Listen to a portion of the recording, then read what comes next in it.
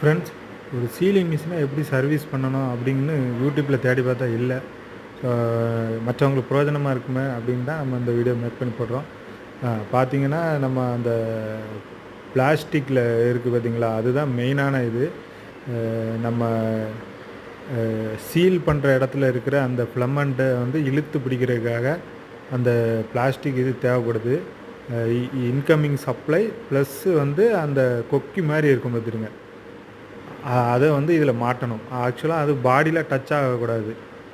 இது வந்து உங்களுக்கு இந்த மாதிரி இது கிடைக்கல அப்படின்னா அயன் பாக்ஸில் இருக்கும் பார்த்துருங்க, பழைய அயன் பாக்ஸில் இருக்கும். ஸோ அந்த டைப்பும் இது செட் ஆகும். என்ன அந்த ஸ்க்ரூ லென்த்து தான் கொஞ்சம் பார்க்கணும். ஸோ அந்த இது உங்களுக்கு புரிஞ்சிருக்கோன்னு நினைக்கிறேன். சப்ளை கொடுக்கும்போது அது பாடியிலே டச் ஆகக்கூடாது. நம்ம ஃப்ளம்மண்ட்டுக்கு இது பாஸ் பண்ணணும். ஸோ அதுதான் கான்செப்ட்டு. நாங்கள் வந்து அந்த இதை கொக்கியை மாற்றிருக்கிறோம். இழுத்து பிடிக்க முடியாமல் இருக்கிறதுனால கொக்கியை மாற்றி, அது கட் ஆகிட்டு கொக்கி, அதனால் கொக்கியை மாற்றி இப்போ பாருங்கள் சீல் பண்ணுறோம். பக்காவாக சீல் ஆகுது. ரொம்ப பெரிய வேலை கிடையாது, சின்ன வேலை தான். தேடி பார்த்து நம்மளே வீட்டில் நம்மக்குரிய கம்பெனியில் நம்மளே சர்வீஸ் பண்ணிக்கலாம். தேங்க்யூ ஃபார் வாட்சிங்.